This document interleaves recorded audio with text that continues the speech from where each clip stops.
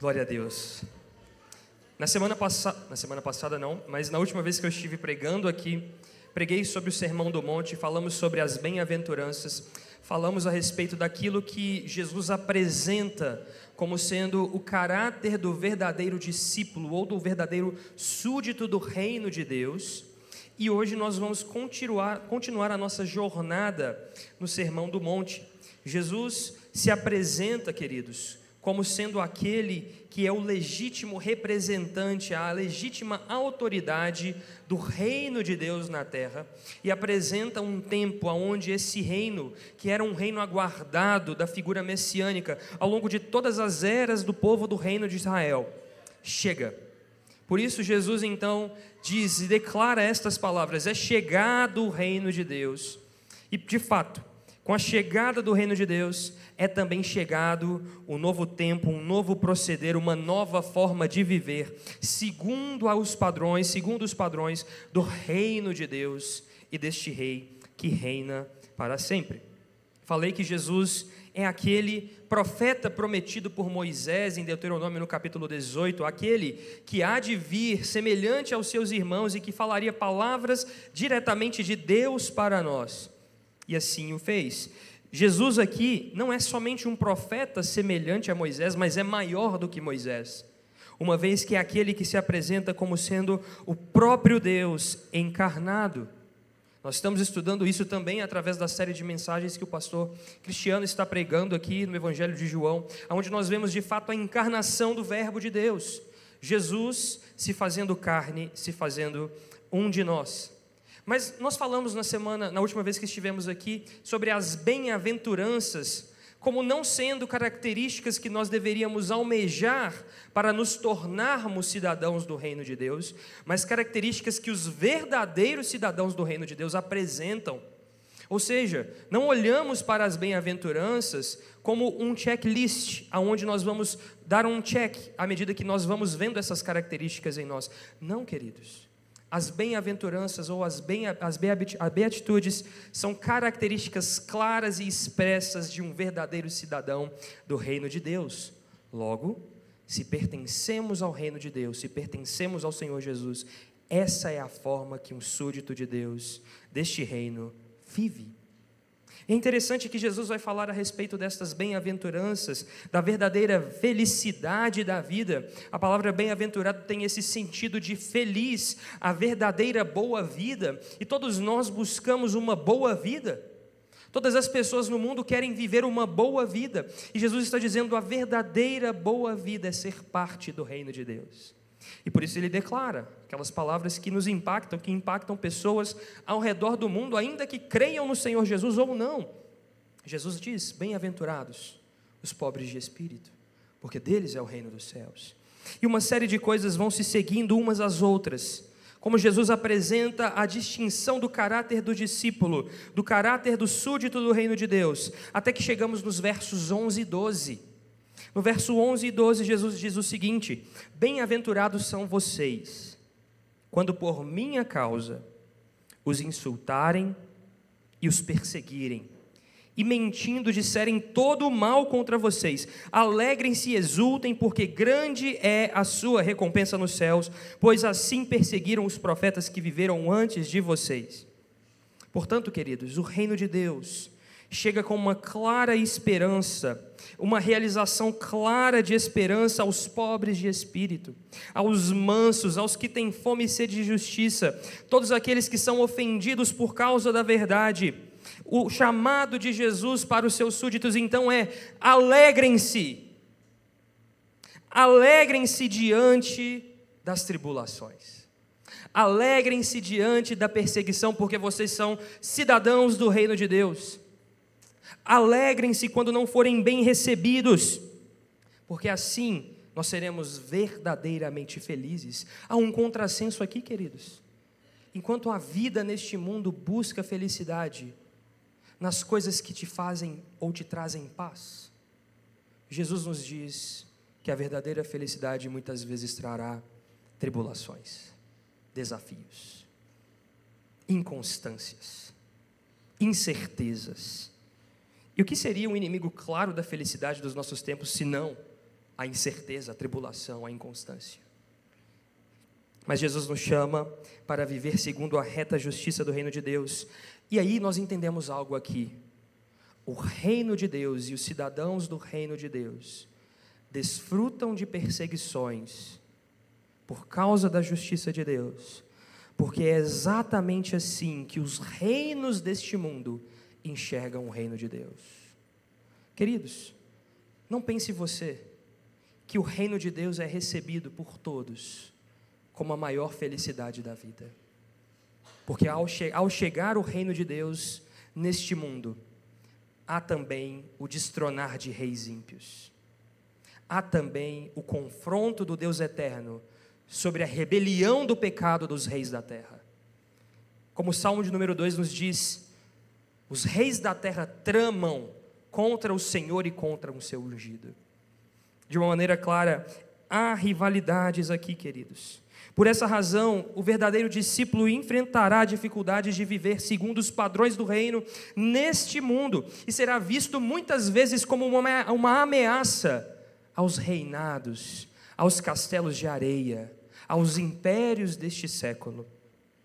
É interessante então que Jesus, à luz desta verdade, continua falando a nós, cidadãos do reino de Deus, mas agora apresentando não mais o caráter daqueles que são cidadãos do reino, mas como estes cidadãos do reino haveriam de se portar diante dos impérios e dos reis da terra, como eles se achegariam diante dos poderosos, dos príncipes, e proclamariam a verdade do reino de Deus que chegou de uma vez por todas. Não se esqueça, queridos, que o reino de Deus é como aquela pedra que Nabucodonosor vê em sonho, e Daniel diz: esta pedra vem e esmaga todos os reinos.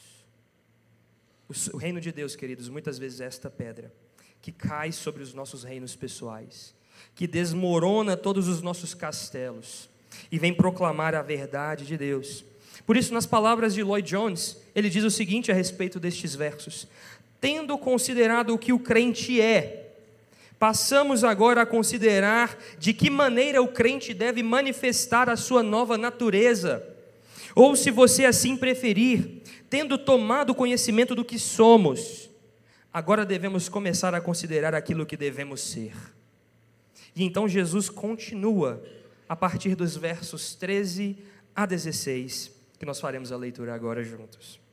Veja só, Mateus capítulo 5, versos de número 13 a 16. Jesus diz: vocês são o sal da terra. Ora, se o sal vier a ser insípido, como lhe restaurar o sabor? Para nada mais presta, senão para ser lançado fora e ser pisado pelos homens. Vocês são a luz do mundo. Não se pode esconder uma cidade situada no alto de um monte, nem se acende uma lamparina para colocá-la debaixo de um cesto, mas num lugar adequado, onde ilumina bem todos os que estão na casa. Assim brilhe também a luz de vocês diante dos outros, para que vejam as boas obras que vocês fazem e glorifiquem o Pai de vocês que está nos céus. Oremos, irmãos. Santo Deus e eterno Pai, clamamos a Ti, Santo Espírito de Deus, para que o Senhor traga a iluminação das Escrituras ao nosso coração e mente. Nos livra, Senhor, de todos os empecilhos, nos livra, Senhor, de todas as distrações, para que o nosso coração agora, ó Pai, possa focar na verdade da Tua palavra, e que assim possamos glorificar ao Senhor. Muda o nosso coração, muda a nossa mente, confronta, Pai, o nosso coração com desejos pecaminosos, ó Deus, assim, para que nós possamos viver como verdadeiros cidadãos do reino dos céus. É a nossa oração em nome de Jesus. Amém e amém. Queridos, nestes textos que nós lemos aqui agora, dos versos 13 a 16, bastante conhecidos, quando Jesus faz duas declarações extremamente importantes, como sendo uma consequência direta da exposição que fez anteriormente, os 12 versos que começou a falar sobre as bem-aventuranças. Jesus então declara como os súditos do reino de Deus devem se portar neste mundo. As palavras de Jesus aqui são conhecidas e utilizadas por todos. Cristãos e não cristãos utilizam essas expressões para expor de fato algo, uma realidade, um contexto, um conceito de separação. O que Jesus está fazendo aqui, queridos, é estabelecendo um propósito. E o propósito indica uma finalidade. E uma finalidade indica um plano. Portanto, o que Jesus faz aqui, ao declarar estas palavras sobre os seus discípulos, se lembre então que o primeiro grupo a quem Jesus dirige a palavra é aos seus discípulos que se assentaram para ouvi-lo ensinar. Mas ao mesmo tempo há uma grande multidão ao seu redor. Mas Jesus dirige a sua palavra aos discípulos e diz: vós sois o sal da terra. Vós sois a luz do mundo. O texto grego, que é o texto original do Novo Testamento, não fala aqui como se isso fosse uma realidade a ser vivida, como um imperativo, como nós encontramos, por exemplo, nas cartas do Novo Testamento, dizendo: vivam desta maneira. Não, aqui não é um imperativo, ao contrário, queridos, aqui é um indicativo. Nós temos uma afirmação de Jesus, não uma condição de Jesus. Jesus não está dizendo: vocês serão o sal da terra e vocês serão a luz do mundo. Não. Jesus diz: vocês são. Esta é uma verdade, um indicativo de certeza, uma plena finalidade, apontando para o propósito de Deus de separação entre os discípulos de Jesus e os reinos da terra, entre o reino de Deus e o reino deste mundo. E então, a partir desta verdade, deste indicativo, desta realidade do povo de Deus como sendo o sal e a terra, Jesus fala então, a partir dessas ilustrações, algumas coisas que nós precisamos prestar atenção. E a primeira ilustração que Jesus usa aqui se encontra logo no primeiro verso, o verso de número 13, quando ele diz: vocês são o sal da terra. Ora, se o sal vier a ser insípido, como lhe restaurar o sabor? Para nada mais presta, senão para ser lançado fora e ser pisado pelos homens. Agora pense comigo aqui um minutinho.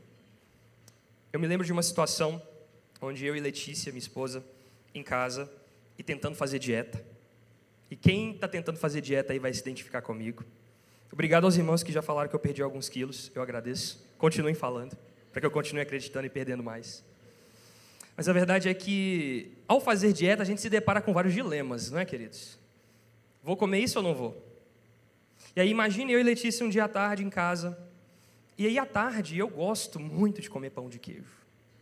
Só que pão de queijo, para quem sabe como é feito, porque a gente que é da cidade não sabe como faz pão de queijo, né? Você vai no mercado e compra. Vai na padaria e compra, está pronto. Mas se você sabe como faz pão de queijo, eu estou falando igual mineiro aqui agora, né? Se você sabe como faz pão de queijo, você sabe que vai muito óleo. Você já viu quanto óleo vai no pão de queijo, gente? É muito óleo. Pensa em muito óleo. É mais. Você não está entendendo? É muito óleo, gente. E aí meu coração já ficava daquele jeito, né? Mas eu amo um pão de queijo à tarde com café. No meu caso eu não tomo muito café não, eu gosto de Coca-Cola zero. Dieta, gente. E aí a Letícia falou assim: vou descobrir uma receita de pão de queijo que seja aquela famosa receita que nós conhecemos como receita fit. Isso é um desastre, gente. Se tem fit no final da receita, cuidado. A chance de ser ruim é grande. Mas, como nem tudo é verdade nessa vida, o pão de queijo fit era bom. E aí uma caixinha de creme de leite só, e na mesma caixinha você colocava a quantidade de polvilho, você mistura tudo aquilo ali, faz uma maçaroca ali, mistura, faz as bolinhas e põe para assar com queijo. Não esquece do queijo, né? O queijo é mais importante. Aí queijo você põe a gosto, aí já era, né? Bastante queijo. E aí, eu aguardando o pão de queijo, os 40 minutos mais longos da minha vida, no forno, e aí saiu o cheirinho do pão de queijo. Aí eu me sentei à mesa com ela para comer, e a gente deu a primeira mordida do pão de queijo. Na hora que a gente deu a mordida no pão de queijo, o semblante de alegria caiu. Pum! Por quê? Ela esqueceu de pôr sal. Gente, não tem nada pior do que comer algo sem sal. Outra situação aconteceu comigo quando eu cheguei e preparei uma peça de carne para fazer na air fryer, porque no apartamento não tem churrasqueira. E aí, ou na frigideira ou na air fryer. Então eu cheguei cansado em casa, preparei aquela peça de carne, a gente ia comer com batatinha frita da airfryer também. E aí o que aconteceu? Preparei tudo. Sentei à mesa. Parti um pedaço do bife. Coloquei na boca, o semblante caiu na hora. Por quê? Faltou sal. Você já comeu carne sem sal? Não coma.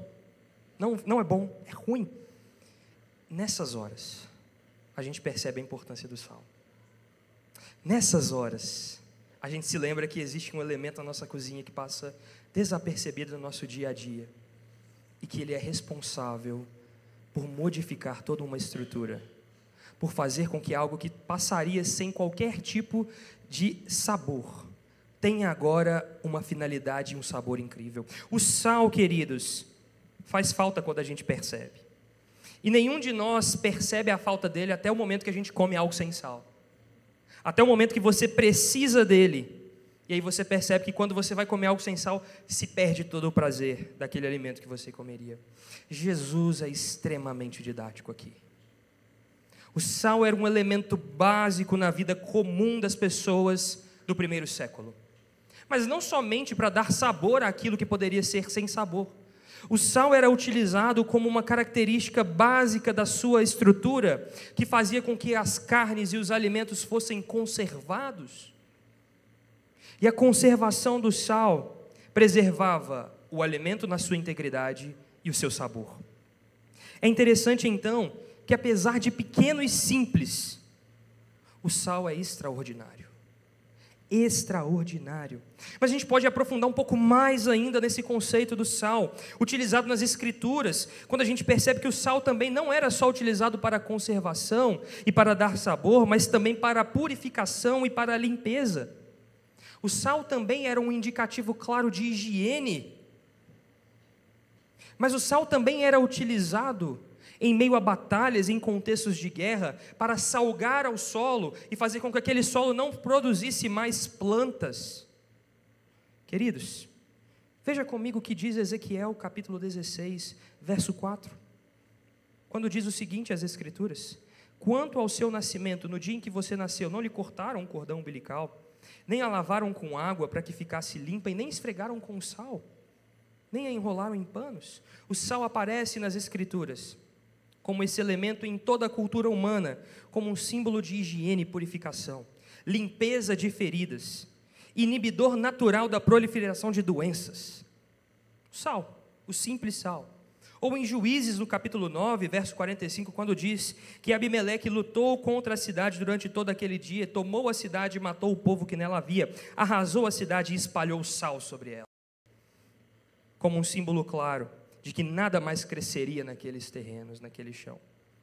Queridos, Jesus tem um objetivo muito claro e simples aqui: destacar a vida dos seus discípulos como sal.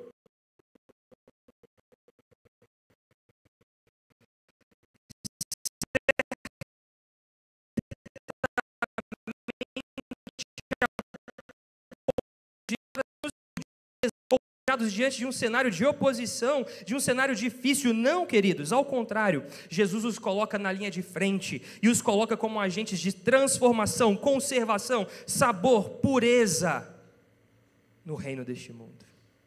Por isso Jesus declara: vós sois o sal da terra. Imagine a cabeça de uma pessoa no primeiro século entendendo e ouvindo essas palavras.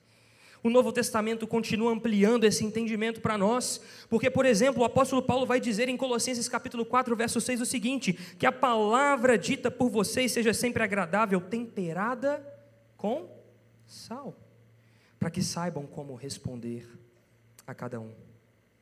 Queridos, o sal é apresentado então como sendo um elemento básico na vida do crente, como sendo a própria vida daquele súdito do reino de Deus, em meio ao mundo de descrentes. Nós não seremos sal aqui, através de uma postura ranzinza e amarga. Deveríamos viver a partir daquilo que carregamos, e como sal da terra carregamos algo precioso, a capacidade não nossa, de gerar transformação, de impedir a putrefação neste mundo, e trazer sabor. Que sabor é este, queridos? Nós somos sal da terra, porque temos algo precioso a transmitir a este mundo. Nós recebemos de Jesus o seu evangelho. A igreja recebeu o evangelho de Jesus. Em outras palavras, a igreja carrega em si uma boa notícia a ser proclamada, uma boa notícia.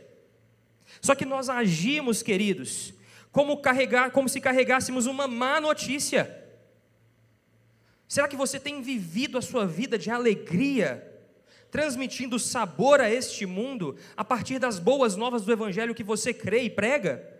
Ou será que a sua vida é amarga, infrutífera,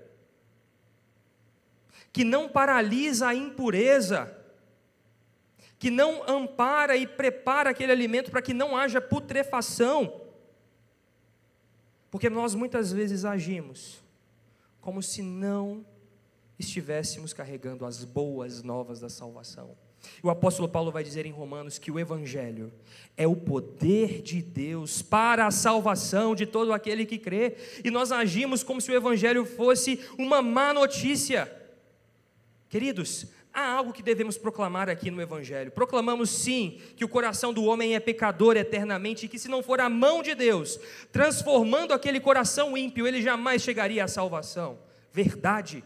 Mas proclame o evangelho por completo. O evangelho é boa notícia, porque Jesus morreu pelos pecadores, pagou o preço por eles, e proclama agora salvação sobre toda a terra. É por isso que Jesus diz no evangelho de João que quando ele fosse levantado, atrairia todos a ele. Será que a mensagem que pregamos e proclamamos é uma mensagem que afasta? Ou aquela mensagem que atrai? Nós damos e preparamos um alimento insípido, sem sal, ou preparamos uma refeição salgada, temperada, que traz alegria ao coração daqueles que andam em trevas? Queridos, pense bem, porque Jesus nos enviou ao mundo. Jesus diz isso em sua última oração pelos crentes, relatada no Evangelho de João por nós, escrito da seguinte maneira no capítulo 17: não peço, Jesus dizendo ao Pai, que os tires do mundo, mas que os guardes do mal. Eles não são do mundo, como eu também não sou. Santifica-os na tua verdade, a tua palavra é a verdade. Assim como tu me enviaste ao mundo, eu também os enviei ao mundo. Queridos, nós estamos em missão. Nós somos enviados por Jesus a este mundo. Você vive aqui ainda, não corra disso. Entenda o seu papel como sal da terra neste mundo, nesta terra, neste contexto, no Brasil, em 2025, diante de um cenário caótico, seja econômico ou político, ou talvez existem irmãos na Ucrânia, no meio de um campo de batalha entre tiros, salgando aquela terra. A gente não sabe, a gente não vê, porque a gente só enxerga a gente. Mas há nesse momento milhares de cristãos que estão em lugares que você e eu jamais pisaremos, e que estão sendo o sal da terra, que estão portando as boas novas da salvação. Não é à toa, queridos, que o bom procedimento da igreja, no livro de Atos, nos diz que todos ouviam e viam a igreja, e a igreja caía na graça do povo, porque a mensagem que era proclamada era vivida internamente. A palavra de Deus era proclamada em sua fidelidade, e a verdade é que hoje nós proclamamos partes da palavra, segundo o nosso prazer, segundo o que a gente acha certo, enquanto que nós devemos e recebemos um evangelho genuíno e pleno, uma grande história de redenção que nós deveríamos proclamar o tempo inteiro, salgando este mundo, através da palavra de Deus que nos santifica. Parte da palavra que Jesus deu aos seus discípulos é exatamente o Sermão do Monte, que nós estamos estudando agora. Esse ensino tem poder para nos transformar em sal para este mundo. Este ensino tem poder para nos manter habilitados e fiéis no serviço que nós prestamos a Deus, que eu e você devemos proclamar a verdade, portar as boas novas da salvação do reino de Deus, proclamar que chegou agora o reino de Deus. Os que choram agora serão consolados. Queridos, é esta mensagem que pregamos.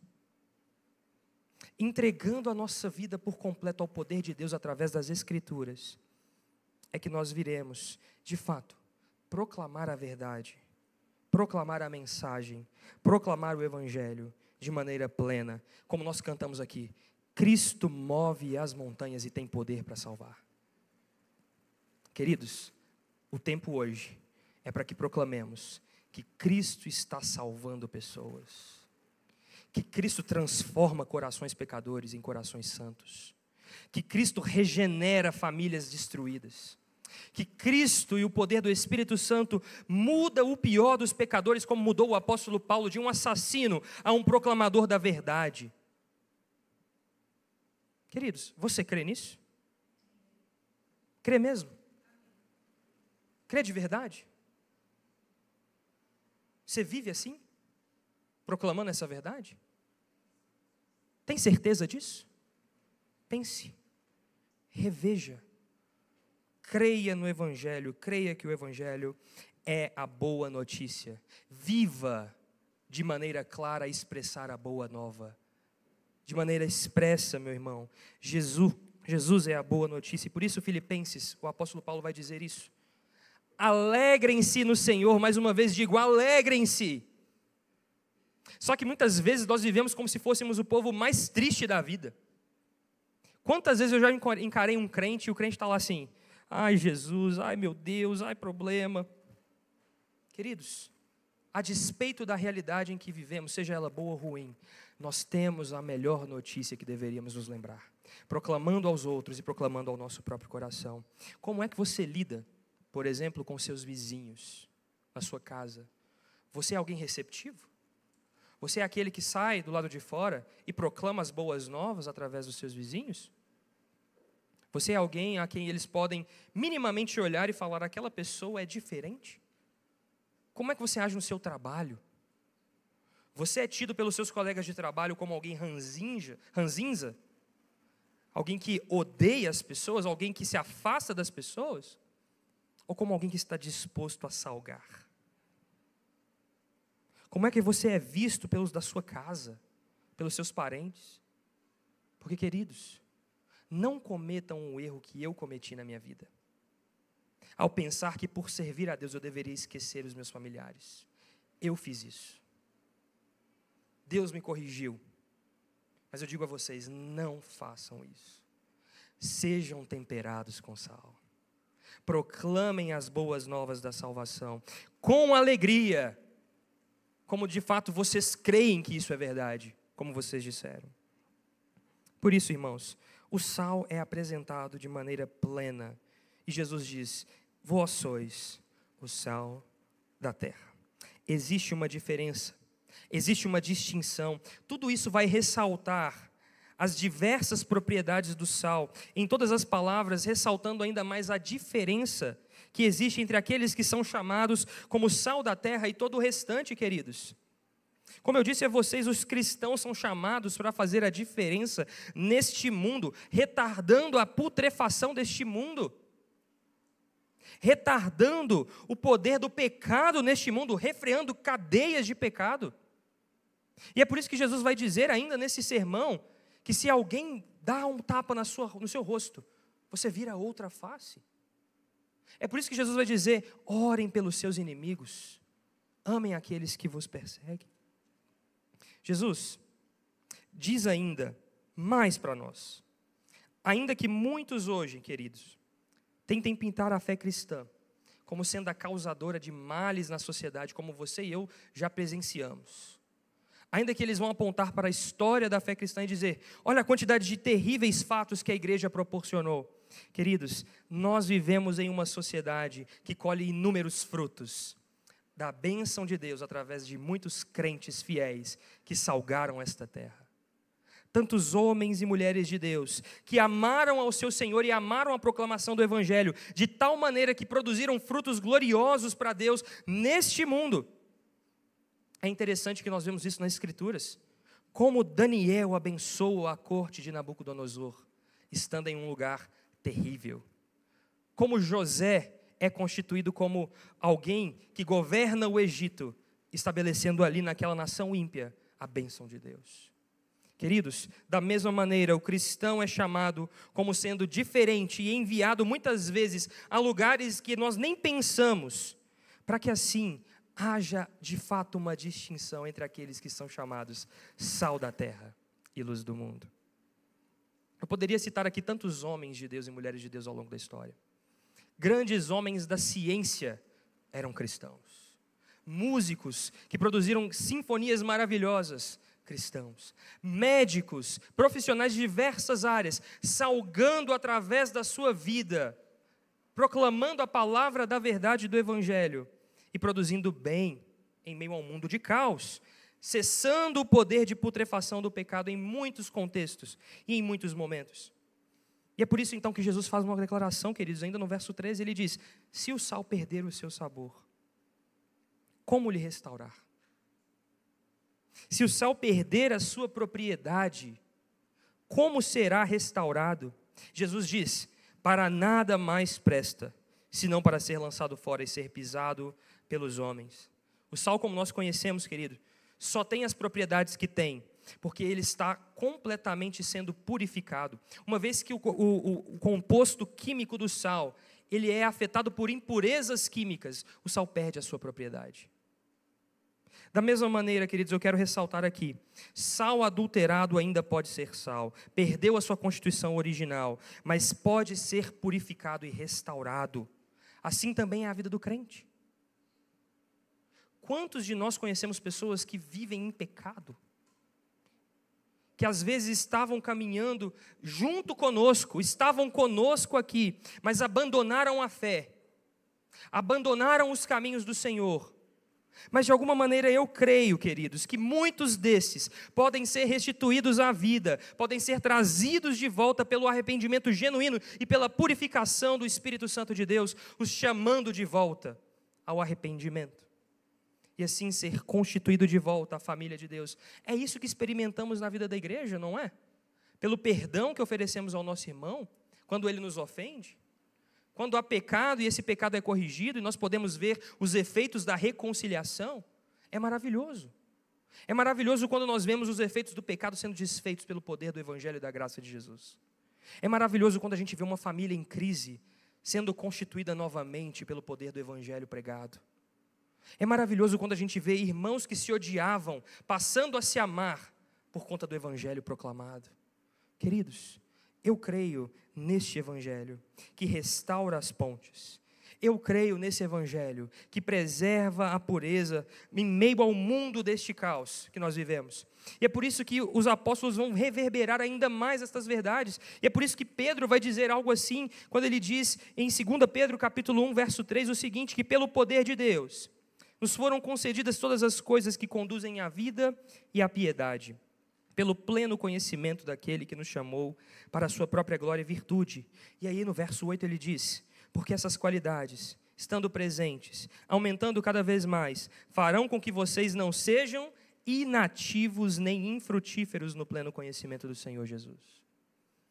Eu creio que quando o Espírito Santo toma o coração de um crente legítimo, ainda que ele tenha andado por caminhos tortuosos, ainda que ele tenha vivido um tempo em pecado, ele é trazido de volta à palavra da verdade. E então a sua inatividade se torna produtividade no reino de Deus. O sal restaura o seu sabor pela obra de Deus. Mas esta obra não é nossa, queridos. Ainda que sejamos sal da terra, como Jesus proclamou, este poder não vem de nós por nossa própria constituição. Não. Jesus declara isso de uma maneira mais plena quando segue para a sua segunda ilustração. E é por isso que ele continua dizendo, a partir do verso 14 e 15, o seguinte: vocês são a luz do mundo.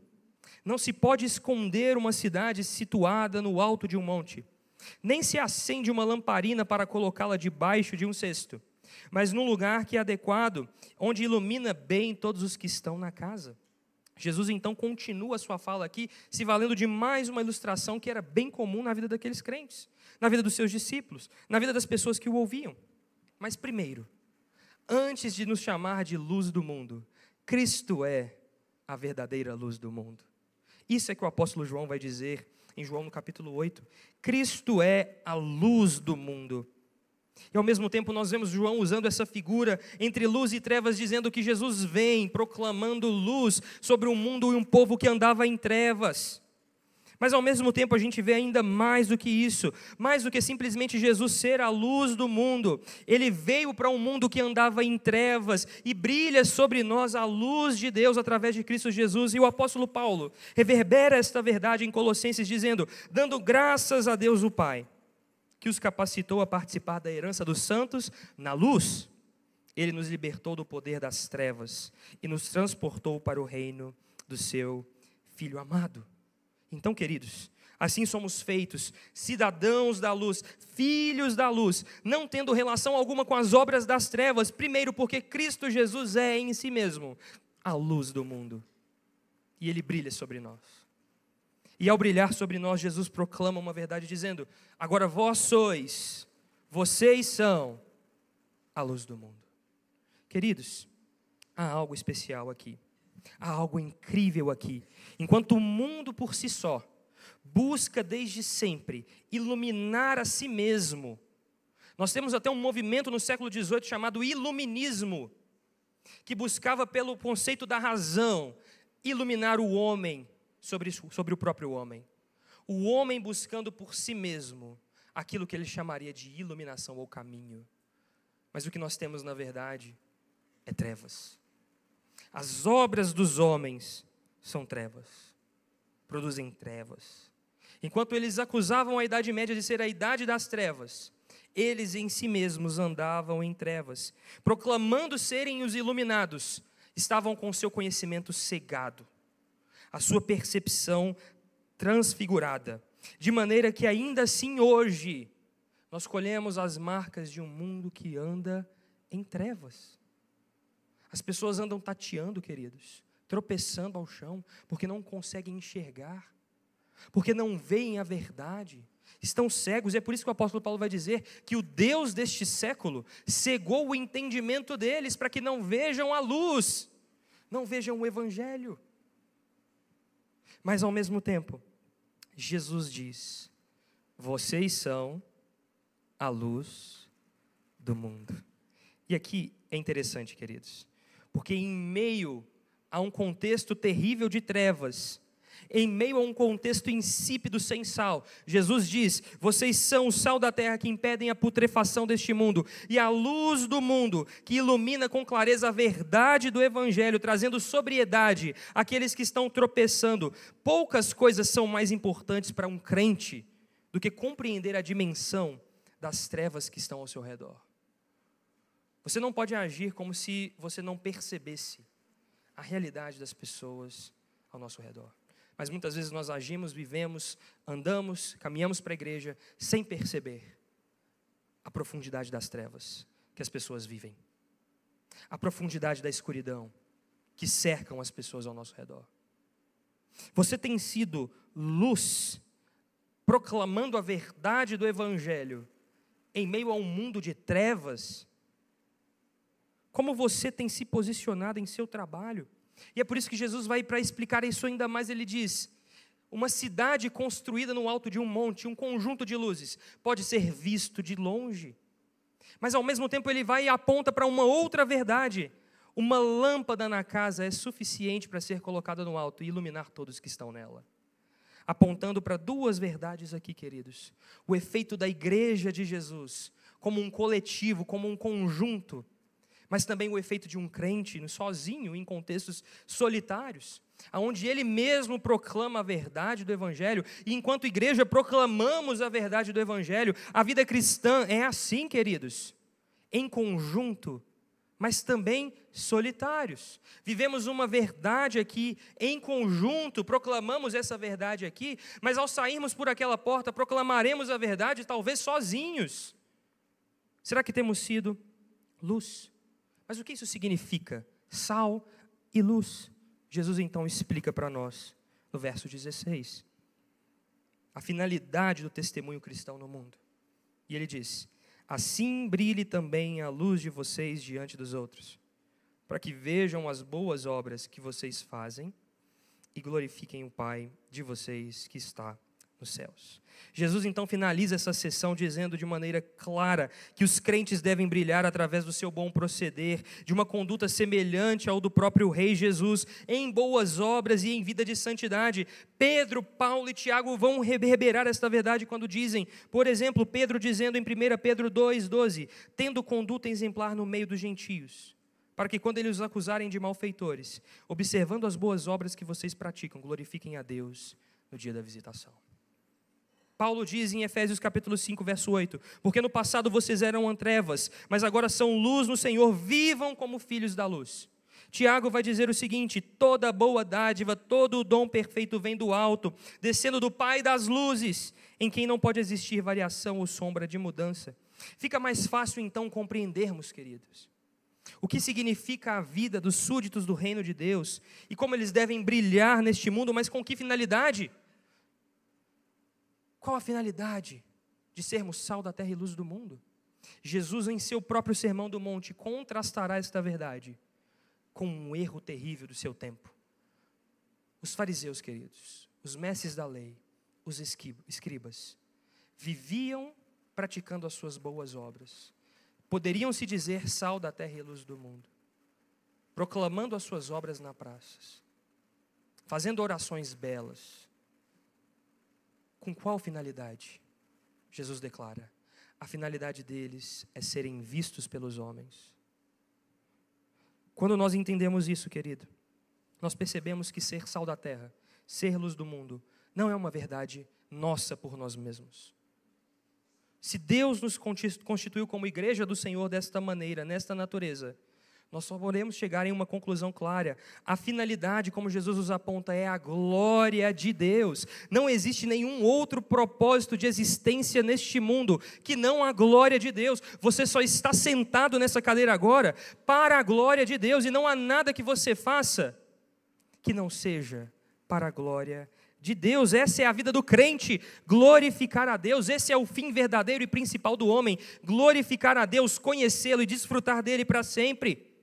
Se isso então é verdade, queridos, nós poderíamos proclamar o que o Salmo 115 diz: não a nós, Senhor, não a nós, mas ao teu nome dá glória, por amor da tua misericórdia e da tua fidelidade. Jesus esclarece então porque o povo deveria ser percebido de longe, porque é a distinção entre o povo do reino de Deus e o povo que não é do reino de Deus, porque eles deveriam ser vistos onde quer que estivessem, com uma finalidade clara, para que todos, olhando as suas boas obras, olhando o seu bom proceder neste mundo caído, glorificarão ao Pai que está nos céus. E aqui, queridos, uma verdade: os ímpios poderão glorificar a Deus no dia do juízo, de duas maneiras.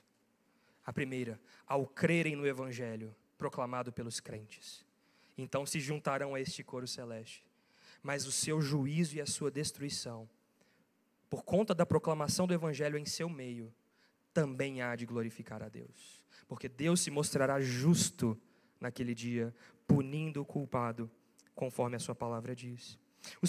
Os filhos de Deus então são chamados para serem descobertos diante desse mundo, não para se esconderem. Nós somos agora chamados não como os fariseus, para nos apontarmos diante das praças públicas, diante dos grandes ajuntamentos e proclamarmos as luzes para todos nós. Queridos, o crente, como sal da terra e luz do mundo, é um holofote, e um holofote não ilumina a si mesmo.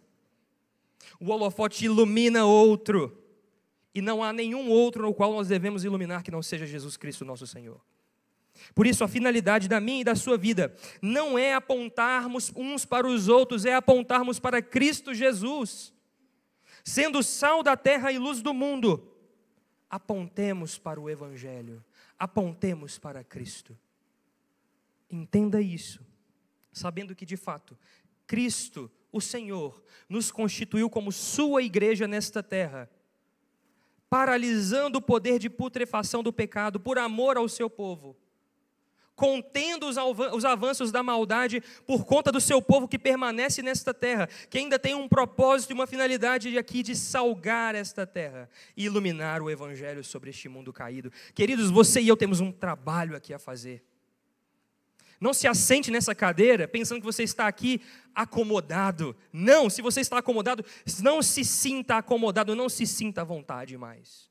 Você e eu temos uma tarefa árdua de proclamar o Evangelho, de viver o Evangelho, de proclamar Cristo, viver a vida de Cristo.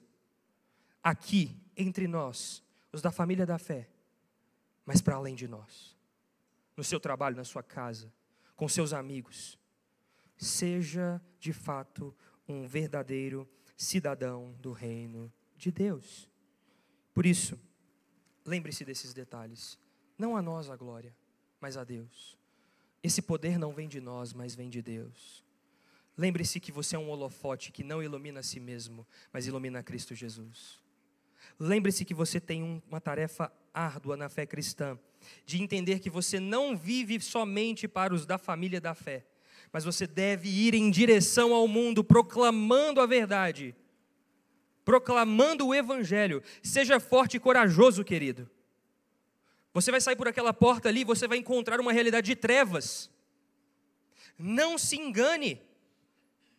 Muitas vezes nós vamos nos queixar por diversos contextos da nossa sociedade, enquanto os crentes deveriam ser os primeiros na linha de frente a tomar uma posição e uma atitude, e não fazem nada. É fácil, queridos, reclamarmos, hoje em 2025, sentados em uma igreja com bancos confortáveis. Entenda que a fé cristã é maior do que simplesmente estarmos sentados aqui.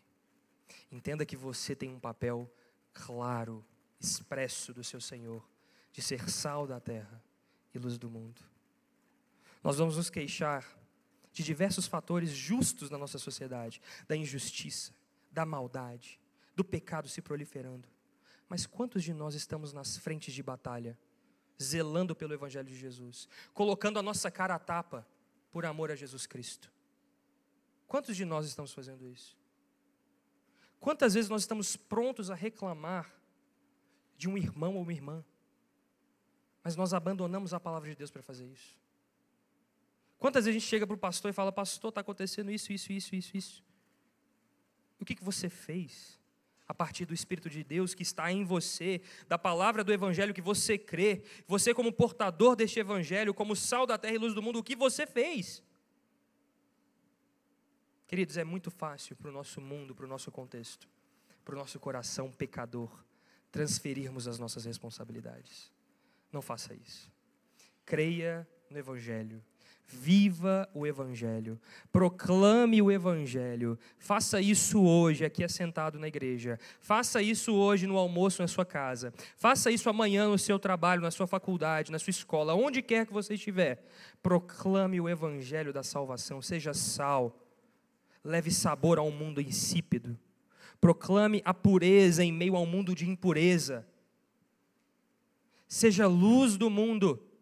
Ilumine Jesus Cristo e as boas obras que Cristo fez por nós, expressas também através das nossas próprias vidas. Estenda a sua mão aos necessitados.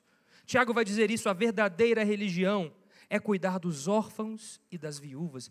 Quantos de nós não fazemos isso? É muito fácil, queridos.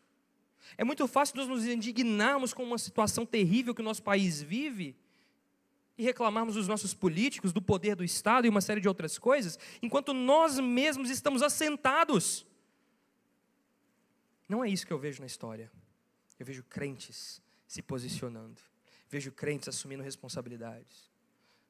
Vejo famílias cristãs adotando crianças que estão perdidas. Pense nisso.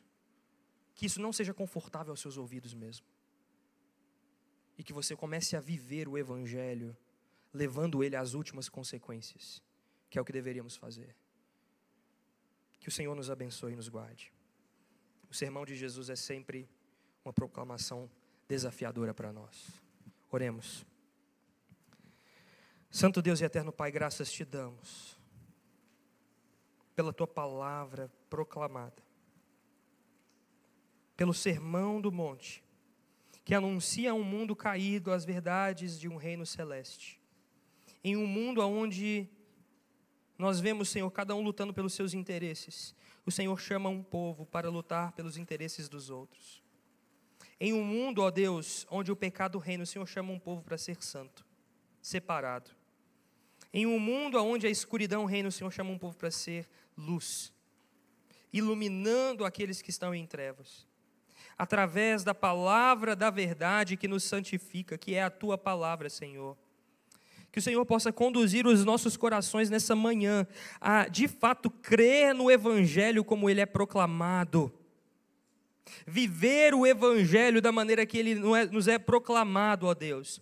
De maneira clara, expressando as boas obras que o Senhor nos deu para fazer, para que até mesmo os ímpios glorifiquem ao Pai. Tira-nos, Senhor, da nossa zona de conforto.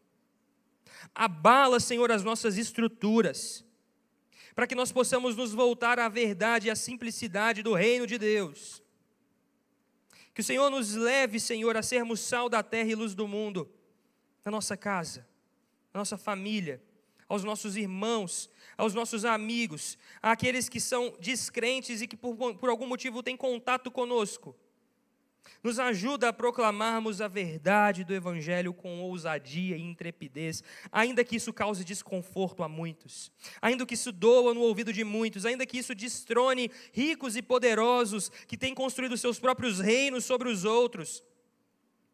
Nos ajuda, ó Deus, a de fato sermos agentes que diminuem a putrefação deste mundo, até o dia em que o Senhor mesmo voltará para resgatar a sua igreja, resgatar o seu povo, e assim fará novo céu e nova terra sobre este mundo.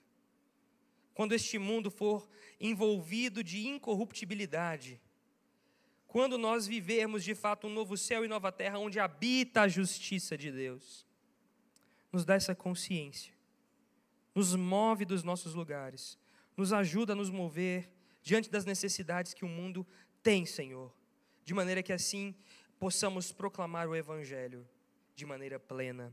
É a nossa oração, em nome de Jesus. Amém. Amém. Que o grande amor de Deus, o nosso Pai, a graça salvadora de Jesus, a comunhão e a direção do Espírito Santo seja com todo o povo do Senhor hoje aqui e para sempre. Amém.